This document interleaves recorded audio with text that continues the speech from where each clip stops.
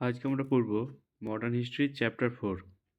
Chapter নাম হচ্ছে British expansion and consolidation in India, অর্থাৎ ব্রিটিশরা কীভাবে সমগ্র ভারতবর্ষ ছড়িয়ে পড়ে, তারপরে নিজেদের হাতে সমগ্র ভারতের ক্ষমতাকে কীভাবে নিজেদের মুঠোর মধ্যে আনে সে সম্পর্কে আমরা পড়ব। তো এখানে আমরা কী পড়ব, মেনলি আমরা কোন কোন জিনিসগুলো কভার করব। প্রথমে দেখব যে ব্রিটিশরা কেন সাকসেস হয়ে গেল, মানে ব্রিটিশরা কেন ভারতে নিজেদের আধিপত্য স্থাপন করতে পারলো, কীভাবে ব্রিটিশরা তাদের পায়ের তলার মাটি কীভাবে শক্ত করলো সেটা পড়ব। ব্রিটিশ কনকোয়েস্ট অফ বেঙ্গল, আজকে আমরা এটাই পড়ব, কীভাবে ব্রিটিশ পুরো বেঙ্গলে কীভাবে ছড়িয়ে পড়লো, তারপরে মাইসরে কীভাবে ছড়িয়ে পড়লো, তারপর মারাঠাতে, তারপর সিন্ধ, পাঞ্জাব, অবধ, মানে প্রত্যেকটা এরিয়াতে। প্রথমে বেঙ্গল এরিয়া পড়বো, তারপর মহীশূর এরিয়া, আজকে কর্ণাটক, তারপর মারাঠা, তারপরে এদিকে সিন্ধ, পাঞ্জাব, এই সমস্ত এই এলাকাগুলোতে কীভাবে ব্রিটিশরা আস্তে আস্তে ছড়িয়ে পড়লো আর কীভাবে তারা সমগ্র ভারতের ক্ষমতা নিজের হাতের মুঠোর মধ্যে আনলো সেটাই পড়ব। এবার আগের লেকচারে আমি একটা কোয়েশ্চেন করেছিলাম যে মারাঠারা এত শক্তিশালী হওয়া সত্ত্বেও কেন মারাঠা সাম্রাজ্যের বিস্তার কেন হলো না। মারাঠারা ভারতের অনেকটা এরিয়া জুড়ে মারাঠারা নিজেদের সাম্রাজ্য স্থাপন করেছিল। তার কারণ হচ্ছে মারাঠারা বিভিন্ন ভাগে ভাগ হয়ে গেছিল।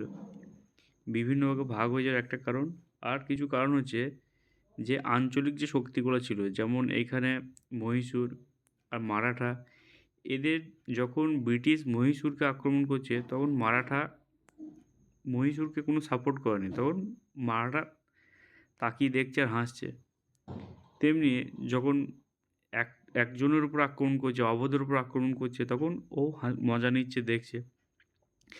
ব্রিটিশরা একে একে পরাজিত করতে থাকে এক এক শক্তিকে আর নিজেদের আধিপত্য স্থাপন করতে থাকে। তো এই চ্যাপ্টার থেকে কোয়েশ্চেন আসে, অনেকগুলো ভালো কোয়েশ্চেন আছে এই চ্যাপ্টার থেকে। তো আমরা প্রথমেই পড়ব factor and forces responsible for the British success in India, মানে ব্রিটিশরা যে ভারতে নিজেদের আধিপত্য স্থাপন করতে পারলো তার পেছনে কোন কোন ফ্যাক্টরগুলো ছিল। প্রথম যে ফ্যাক্টর সেটা হচ্ছে superior army and military strategy, অর্থাৎ ব্রিটিশদের যে আর্মি ছিল আর ব্রিটিশদের যে মিলিটারি যে ট্যাকটিক্স ছিল, যে তাদের যে স্ট্র্যাটেজি ছিল, তাদের যে তোপ, মেনলি তোপ, বন্দুক, এইগুলো ছিল তাদের আর্মির যে আর্ম, সে যে অস্ত্রশস্ত্র, এটা আর তাদের যে মিলিটারি যে স্ট্র্যাটেজি ছিল, এই দুই ছিল প্রধান কারণ তাদের সফলতার জন্য। দ্বিতীয় হচ্ছে তাদের মিলিটারির মধ্যে ডিসিপ্লিন ছিল আর একটা রেগুলার স্যালারি ব্যবস্থা ছিল। তাদের যে মিলিটারি সিস্টেম ছিল একটা ডিসিপ্লিন ওয়েতে থাকতো, যে একজন লিডার থাকবে, সে পুরো মিলিটারিকে ট্রেন করছে, কমান্ড দিচ্ছে, আর মিলিটারিতে যারা যারা কাজ করে যে সমস্ত সিপাহীরা তারা ঠিকঠাক স্যালারিও পাচ্ছে। তো এরকম train military system. Civil discipline and fair election system, মানে এরা কিন্তু একটা জিনিস করতো যে এরা মেরিটে আর কোয়ালিটিকে সবসময় খুব গুরুত্ব দিত, যে এতে যে যার যে ভালো প্ল্যান করতে পারে তাকে প্ল্যান করার কাজ দিত, যে যেভাবে করতে পারে, যে যেটাতে ভালো তাকে সেটাতেই নিযুক্ত করতো। কাস্ট বেস ছিল না গো, বা পার্সোনাল রিলেশনে আমার আত্মীয় বললে তাকে এই পোস্টে দিয়ে দিয়েছে সেরকম নয়। আর একটা জিনিস ছিল ব্রিলিয়ান্ট লিডারশিপ কোয়ালিটি, ওদের যে লিডারশিপ ছিল সেটা সত্যি খুবই ব্রিলিয়ান্ট। তাদের মধ্যে মানে খুব গুরুত্বপূর্ণ যে লিডার সেটা হচ্ছে রবার্ট ক্লাইভ, যে বলতে পারা যায় ভারতে ব্রিটিশদের যে শিখর শক্ত করার পিছনে মূল ছিল Robert Clive, Warren Hastings, Hector Munro, এরা খুব গুরুত্বপূর্ণ নাম। ভারতের দিক থেকে এছাড়া ব্রিটিশদের আরেকটা নাম হচ্ছে ওয়েলেসলির, এটা। এবার ভারতের দিক থেকে এমন নয় যে মাইটি লিডার ছিল না, ভারতের মধ্যেও একদম শক্তিশালী লিডার ছিল। হায়দার আলী খুব শক্তিশালী লিডার ছিল, টিপু সুলতান, মহাদেব রাও, সিন্ধিয়া, এটা মারাঠাদের হোলকর। তো এবার সমস্যা হচ্ছে এরা একে অপরের সঙ্গে লড়াই করতে ব্যস্ত ছিল, এরা কেউ মিত্রতা ছিল না এদের মধ্যে, এরা কেউ একত্রিত হয়ে জোট বেঁধে ব্রিটিশের এগেনস্টে লড়েনি, এরা একে একে লড়ছিল। আর একজনকে যখন ব্রিটিশ মারছে আর একজন তাকিয়ে দেখছিল এইভাবে। এটা একটা। আর ব্রিটিশদের আরেকটা বড় জিনিস ছিল স্ট্রং ফাইন্যান্সিয়াল ব্যাকআপ ছিল, যে ইস্ট ইন্ডিয়া কোম্পানি। এই সমস্ত জিনিসগুলো ছিল। আর তাদের মধ্যে একটা ন্যাশনাল প্রাইড ছিল, মানে তাদের একটা ব্রিটিশদের একটা আত্মগর্ব, সেটাও একটা কনফিডেন্সটাই সেই জিনিসটা ছিল। এবার আমরা এখানে যেটা পড়ব সেটা হচ্ছে বেঙ্গলে কীভাবে ছড়িয়ে পড়ে ব্রিটিশরা। তো বেঙ্গলে আমরা প্রথমের দিকে আগে পড়েছি যে এইখানে সুতানাটি, কলকাতা আর গোবিন্দপুর, এই ৩টে জায়গা ১৬৯৮ খ্রিস্টাব্দে জব চার্নক ওখানকার যে সুবেদার ছিল আজিম সাহা এর কাছ থেকে নিয়ে গিয়ে কলকাতা শহরে প্রতিষ্ঠা করে। তারপর ১৭০০ খ্রিস্টাব্দে ফোর্ট উইলিয়াম ফোর্ট উইলিয়াম প্রতিষ্ঠা করে। তারপরে ফারুক সিয়ারের কাছ থেকে ১৭১৭ খ্রিস্টাব্দে ফরমান নিয়ে বাংলাতে বিজনেস করার পারমিশন পেয়ে যায়। এবার এই সম্বন্ধে তারপর বলেছিলাম যে মুর্শিদ কুলি খাঁ কথা বলেছিলাম, আলীবর্দী খাঁ। এবার এইখানে যখন হয় ১৭৫৭তে সিরাজউদ্দৌলা যখন বাংলার নবাব ছিল, সেই সিরাজউদ্দৌলার সঙ্গে পলাশির যুদ্ধ হয়। আর পলাশির যুদ্ধের পরই ব্রিটিশদের বলতে পারো যে ভারতে বাংলা দখল করে আস্তে আস্তে নিজেদের শিকড়টাকে মজবুত করতে থাকে। তো কী হয়, এখানে আরেকটা ইনফরমেশন, ঘসেটি বেগম নামটা ইম্পর্টেন্ট। আলীবর্দীর খাঁর একটা মেয়ে ছিল ঘসেটি বেগম, আর সিরাজউদ্দৌলা আলীবর্দী খাঁ অপর একটি মেয়ের পুত্র ছিল। তো এছাড়া এইখানে কি হয় যে ১৭১৭ খ্রিস্টাব্দে ফারুক সিয়ারের রয়্যাল ফরমান জারি হয়। সেই ফরমান অনুসারে কী করে তারা বাংলাতে বিজনেস করার জন্য একদম পারমিশন পেয়ে যায় কোনো রকম ট্যাক্স না দিয়ে। তো বাংলার নবাব নিজেদের থেকে ওটা থেকে বঞ্চিত হচ্ছিল, বাংলার নবাব তারা ট্যাক্স পাচ্ছে না। এবার তাছাড়া কী হচ্ছিল যে বিভিন্ন দিক দিয়ে তারা বাংলাতে যে সমস্ত সিরাজউদ্দৌলার যে বিরোধী ছিল যারা, বিশেষ করে মীর জাফর, জগৎ শেঠ, কিছু নাম আছে এগুলো খুব গুরুত্বপূর্ণ, এই নামগুলো মনে রাখতে হবে। যেমন হচ্ছে এই যে নাম মীর জাফর, মানিক চাঁদ, আমির চাঁদ, জগৎ শেঠ, কাদিম খান, এই নামগুলো খুব গুরুত্বপূর্ণ। আমি আসছি ওগুলোতে। এবার হচ্ছে কি রবার্ট ক্লাইভ কী করে, যে রবার্ট ক্লাইভ একটা মানে সমস্যাটা কোথা থেকে শুরু হয়, যেখান থেকে পলাশির যুদ্ধের একটা বড় সূচনা হয়, সেটা হচ্ছে রবার্ট ক্লাইভ যখন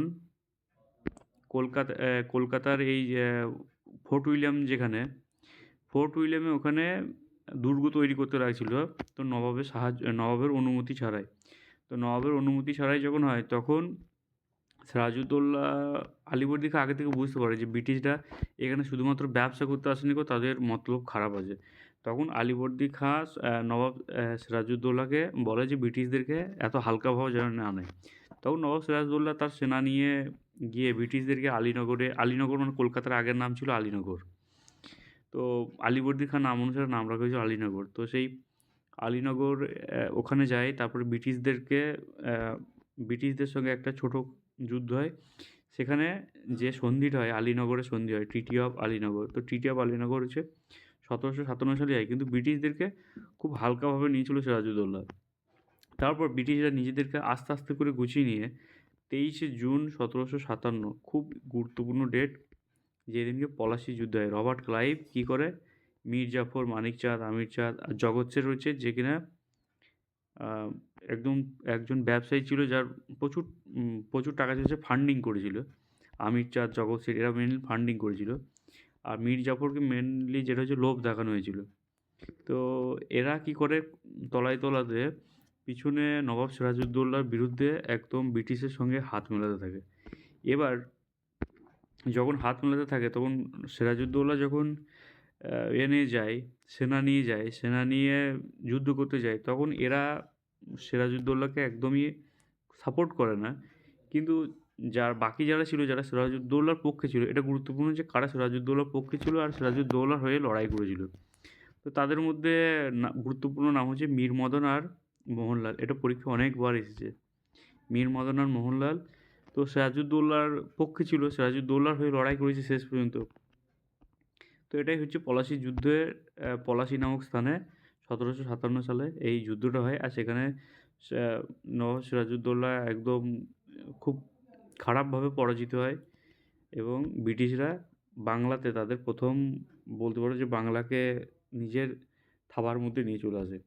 এখানে একটা গুরুত্বপূর্ণ জিনিস, ব্ল্যাক হোল ট্র্যাজেডি, এটা খুব গুরুত্বপূর্ণ, পরীক্ষাতে অনেকবার আসে। ব্ল্যাক হোল ট্র্যাজেডি, যেটাকে বাংলায় বলে অন্ধকূপ হত্যা। অন্ধকূপ হত্যা কি? যখন ওই আলীনগরে চুক্তি হওয়ার আগে যখন সিরাজউদ্দৌলা কলকাতায় আক্রমণ করে, কলকাতাতে ব্রিটিশরা যে দেখছিল যে কোনো রকম অনুমতি ছাড়াই ওখানে দুর্গ গঠন করার চেষ্টা করছে।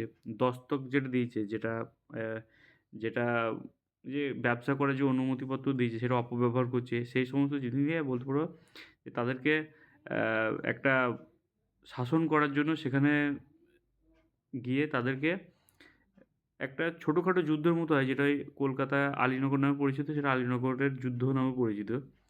কিন্তু ওইখানে কী হয়, কিছু বলে, বিশেষ করে কিছু ঐতিহাসিক বলে যে ১৪৬ জন ব্রিটিশকে একটা ছোটো ঘরের মধ্যে মানে বন্দি করে রেখেছিল। খুব ছোটো ঘরের মধ্যে ১৪৬ জন ব্রিটিশকে যখন বন্দি করে রাখে, তারপর তারা শ্বাসকষ্টে মানে একদম মারা যায়। এই সাফোকেশনে, খুব গরম আর সাফোকেশনে তারা শ্বাসকষ্টে মারা যায়। এই ঘটনাকে বলা হয় ব্ল্যাক হোল ট্র্যাজেডি, অন্ধকূপ হত্যা। তো ব্ল্যাক হোল ট্র্যাজেডি থেকে কোয়েশ্চেন কী আছে, ব্ল্যাক হোল ট্র্যাজেডির ডেটটা গুরুত্বপূর্ণ, আর কার সঙ্গে রিলেটেড এইটা গুরুত্বপূর্ণ। তো এইটা হচ্ছে এখানে পলাশির যুদ্ধের সঙ্গে এটা গুরুত্বপূর্ণ। এবার কনসিকুয়েন্স কী, পলাশির যুদ্ধের কনসিকুয়েন্স মানে পলাশির যুদ্ধের প্রভাব কী পড়ে।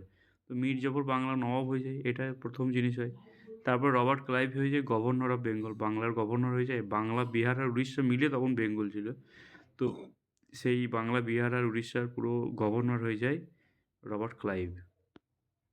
এরপরে কী হয়, ব্রিটিশরা যেই বাংলাকে দখল করে নিল, তখন তারা আস্তে আস্তে চেষ্টা করে যে সমগ্র জিনিসটাকে নিজের হাতের মুঠোর মধ্যে করতে। তো এখানে সিগনিফিকেন্স, গুরুত্ব কী, যে বাংলা কিং মেকার হয়ে যায়, মানে নবাব কে হবে না হবে সেগুলো ব্রিটিশদের হাতে চলে যায়। যে কীভাবে কে নবাব হবে না হবে, পলিটিক্যাল যে পাওয়ারগুলো সেগুলো ব্রিটিশের হাতে আস্তে আস্তে চলে যায়। এরপরে আরেকটা গুরুত্বপূর্ণ যুদ্ধ, এই যে দুটো যুদ্ধ খুব গুরুত্বপূর্ণ, একটা হচ্ছে ব্যাটেল অফ পলাশি, যেটা পলাশি যুদ্ধ, আর একটা হচ্ছে ব্যাটেল অফ বক্সার। ডেট আর কার সঙ্গে হয়েছিল, কোথায় হয়েছিল, এগুলো গুরুত্বপূর্ণ। তো ব্যাটেল অফ বক্সার ১৭৬৪ খ্রিস্টাব্দে হয়, যেখানে কার সঙ্গে হয়, যে ব্যাটেল অফ বক্সারের যুদ্ধে সেখানে ব্রিটিশদের সঙ্গে, বিশেষ করে হেক্টর মুন্ডোর সঙ্গে আর সুজাউদ্দৌলা থাকে, যেটা অবধের নবাব, মীর কাসিম থাকে। মীর কাসিম হচ্ছে, যেটা হচ্ছে মীর জাফরের যে জামাতা ছিল, এরা থাকে। তো একটা বড় যুদ্ধে আমরা একটু ব্যাকগ্রাউন্ডে দেখিনি, যুদ্ধের পিছনে ব্যাকগ্রাউন্ডে কী। তো মীর জাফর তো বাংলার নবাব হয়ে বসেছিল, একদম মানে পুতুল নবাব যাকে বলে। কিন্তু কিছু জমিদার শ্রেণী ছিল, তারা নবাব হিসেবে তারা অ্যাকসেপ্ট করেনি গো। আর এইখানে মীর জাফর অ্যাকচুয়ালি যেটা করেছিল, যে হাতের তাস হিসেবে ছিল, ক্লাইভস জ্যাকেল, রবার্ট ক্লাইভের হাতের তাসের মতো ছিল একদম। তো এইভাবে যখন চলতে থাকে, তখন মীর কাসিম যখন আসে, মীর কাসিম সেটা হচ্ছে নবাব সিরাজউদ্দৌলার জামাতা। তো মীর কাসিম যখন মীর জাফরের পর বাংলার নবাব হিসেবে বসে, তখন ও নিজেকে স্বাধীন নবাব হিসেবে ঘোষণা করে। আর এইখানে হয়ে যায় সমস্যা ব্রিটিশদের সঙ্গে। মীর কাসিম তখন দেখে যে ব্রিটিশরা যেভাবে বাংলাকে দখল করে রেখেছে, আর যেভাবে নবাবদেরকে মুঠোর মধ্যে রেখেছে, তো এর বিরুদ্ধে যদি না লড়া হয়, তাহলে পরে কিন্তু একটা বড় রকমের কিছু ঘটে যেতে পারে, মানে সব কিছু হাতের বাইরে চলে যাবে। তখন এখানে কী করা হয়, যে সবার আগে যেটা করে, চেষ্টা করে মীর কাসিম মুর্শিদাবাদ থেকে রাজধানী বিহারের মুঙ্গেরে স্থাপন করে। মুর্শিদাবাদ থেকে বিহারের মুঙ্গেরে রাজধানী স্থাপন করে। আর তারপরে দেখে যে দস্তকের অপব্যবহার করছে, এই সমস্ত জিনিসগুলো আছে। প্রথমেই তিনি চেষ্টা করেছিল যে রাজধানী থেকে অন্য জায়গায় শিফট করতে। তারপরে যে ব্যাটেল অফ বক্সারের যে যখন যুদ্ধটা হয় ১৭৬৪ খ্রিস্টাব্দে, সেটা হয় গিয়ে একটা চুক্তি হয়, অ্যালায়েন্স হয়। মানে সেখানে কী হয়, একদিকে থাকে সুজাউদ্দৌলা, অবধের নবাব, শাহ আলম টু ছিল তখন মুঘল সম্রাট, আর এদিকে আমাদের মীর কাসিম, আর অপর পক্ষে ছিল ব্রিটিশদের ওদিকে মেজর হেক্টর মুনরো। তো এই যুদ্ধে ব্রিটিশরা এই যুদ্ধে জয়ী হয়। আর কী হয়, এর ফলে ব্রিটিশরা যেটা বুঝিয়ে দেয়, যে কতটা ব্রিটিশদের একটা কনফিডেন্স চলে আসে, যে আর কাউকে কোনো রকমভাবে কোনো তোয়াক্কা করবে না। যেমন মনে করো, কোনো একটা পরীক্ষাতে প্রিলিমস পরীক্ষা হচ্ছে, কেউ প্রিলিমস কোয়ালিফাই করলে একটা কনফিডেন্স চলে আসে। তারপর যদি সে মেন্সও কোয়ালিফাই করে, তখন আরও কনফিডেন্স চলে আসে। তো ব্রিটিশরা পলাশির যুদ্ধে জয়ী হওয়ার পর, যখন তারা বক্সারের যুদ্ধে জেতে, তিনজনের বিরুদ্ধে, তিনজনের সঙ্গে লড়াই করে, তখন ব্রিটিশদের নিজের উপর একটা বিরাট কনফিডেন্স চলে আসে। তো কনসিকুয়েন্সের প্রভাব কী হয়? যে রিয়েল পাওয়ার অফ বেঙ্গল সেটা ব্রিটিশ কোম্পানির হাতে চলে যায়। রবার্ট ক্লাইভ গভর্নর কী বলে চিফ ছিল যেটা ওই সময় পিরিয়ডে। আর যেটা হয় সেটা যে মীর জাফরের যে পুত্র ছিল, ব্রিটিশরা মীর কাসিমকে তো ওখান থেকে সরিয়ে দেয়। তারপরে মীর জাফরের যে পুত্র ছিল নিজামুদ্দৌলা, তাকে আবার বাংলার নবাব হিসেবে ঘোষণা করে। আর যে ছিল যে দেওয়ানি রাইট, যেটা হচ্ছে দেওয়ানি রাইট হচ্ছে মানে যে রেভিনিউ কালেকশন করতো, ট্যাক্স কালেকশন করতো, কর নিত, সেটা ব্রিটিশ সবটা নিজের হাতের মুঠোর মধ্যে নিয়ে চলে আসে। তো এইভাবে ব্রিটিশে নিয়ে আসে। তারপরে দেখব যে আমরা তারা দ্বৈত শাসন ব্যবস্থা, একটা জিনিস এখানে সাবসিডিয়ারি অ্যালায়েন্স, এই নামটা এখন শুনে রাখো। সাবসিডিয়ারি অ্যালায়েন্স খুব ডিটেল পড়বে, এখান থেকে অনেক কোয়েশ্চেন আসে। তো এইখানে আর যে জিনিসটা দেখবো যে significance of battle of Buxar. Battle of বক্সারের গুরুত্ব কী ছিল যুদ্ধের? তো এক তো বাংলা, বিহার, অবাধ পুরো গোটা জিনিসটাকে ব্রিটিশ মানে সুপ্রিমেসির মধ্যে চলে আসে, ব্রিটিশের কন্ট্রোলের মধ্যে। তাহলে আমরা কি দেখলাম যে এই ভারতের মধ্যে পুরো বেঙ্গলের এই এরিয়াটা অলরেডি ব্রিটিশ দখল করে নিল এবং তাদের ক্ষমতা হাতের মুঠোর মধ্যে চলে নিল। তো এইভাবে আস্তে আস্তে মাইসর, মারাঠা এবং গোটা ভারতটাকে আস্তে আস্তে ব্রিটিশ কীভাবে দখল করবে আমরা দেখব। এখানে গুরুত্বপূর্ণ হচ্ছে ডুয়েল গভর্নমেন্ট সিস্টেম, অর্থাৎ দ্বৈত শাসন ব্যবস্থা। এই 1765 থেকে 72 খ্রিস্টাব্দ পর্যন্ত দ্বৈত শাসন ব্যবস্থা চলতে থাকে। এবার দ্বৈত শাসন ব্যবস্থা কি? দ্বৈত শাসন ব্যবস্থা হচ্ছে মানে দুটো সিস্টেম চলছিল, মানে গভর্নমেন্টকে সমগ্র বাংলাকে কন্ট্রোল করার জন্য। তো বাংলায় দ্বৈত শাসন ব্যবস্থা কে চালু করে? সেটা হচ্ছে রবার্ট ক্লাইভ। এটা এক গুরুত্বপূর্ণ। আর impact of dual government system, এর মানে এটা অ্যাকচুয়ালি কী? আগে জেনে নিই যে দ্বৈত শাসন ব্যবস্থাটা কী? কেন এটা ইন্ট্রোডিউস করলো? কারণ রবার্ট ক্লাইভ পাওয়ার উইদাউট রেসপন্সিবিলিটি, বাংলা সমস্ত পাওয়ার নিয়ে নিল নিজের হাতে, কিন্তু কোনো দায়িত্ব নিল না। দায়িত্ব কাকে দিল? হাতের পুতুল করে যে নবাবকে বসিয়ে রেখেছে তাকে দায়িত্ব দিয়ে দিল। তো সে সাম্রাজ্য চালাচ্ছে করে সে একরকমভাবে, আর পলিটিক্যালি পাওয়ার হাতের মুঠোর মধ্যে নিয়ে ব্রিটিশ একরকম করে চালাচ্ছে, আর একজনকে হাতের পুতুল করে রেখেছে। তো ২ রকম গভর্নমেন্ট এখানে চলছে, ২ রকম শাসন ব্যবস্থা। এইটাকে বলে দ্বৈত শাসন ব্যবস্থা। এটা খুব গুরুত্বপূর্ণ দ্বৈত শাসন ব্যবস্থা। তো এইটা, তো দ্বৈত শাসন ব্যবস্থা যখন এইভাবে চলতে থাকে তো ব্রিটিশের হাতের মুঠোর মধ্যে জিনিসটা চলে আসে। তো আর ব্রিটিশদের দ্বৈত শাসন ব্যবস্থার মেন কী হয়? দ্বৈত শাসন ব্যবস্থা আসার ফলে বাংলাতে বিরাট রকমের দুর্ভিক্ষ দেখা যায়। চূড়ান্ত আ বি আ কর কর আদায় খুব প্রচুর পরিমাণে বেড়ে যায়। যার ফলে বাংলাতে অ্যা একটা ক্রাইসিস চলে আসে, ফুড প্রোডাকশন কমে যায়। তো বিরাট রকমের দুর্ভিক্ষ দেখা দেয়। আর যেটা সবথেকে বড় কথা, এই বাংলার যে কুটির শিল্প ছিল, হস্তশিল্প, তাঁত শিল্প, কুটির শিল্প, সেটাকে সম্পূর্ণভাবে একদম ভেঙে দেয় সেই জিনিসটাকে। আর যার ফলে কী হয়? যে বাংলার যে একটা মোরাল ডিগ্রেডেশন হয়, যে ব্রিটিশের বিরুদ্ধে বাংলার ইকোনমি, পলিটিক্যাল সিস্টেম যখন ভেঙে পড়ে, মানে একজন শুষে নিচ্ছে, তখন যারা ছিল, বাংলাতে যারা হস্তশিল্পের, তাঁত শিল্প, এই সমস্ত জিনিসগুলো, তাদের পুরো মনোবল পুরো ভেঙে চলে আসে। তো এইভাবে ব্রিটিশ আস্তে আস্তে সমগ্র জিনিসগুলোকে নিজের কন্ট্রোলের মধ্যে নিয়ে আসে। এবার এইখানে এতক্ষণ আমি যেটা পড়ালাম, এর মধ্যে যে জায়গাগুলো আমি হাইলাইট করেছি আর যে কথাগুলো আমি বলেছি, যে পয়েন্টগুলো বলেছি, এইগুলো থেকেই প্রশ্ন আসে। সমগ্র নোটের যে পয়েন্টগুলো হাইলাইট করা যায় সেইগুলোই বেশি গুরুত্ব দেবে।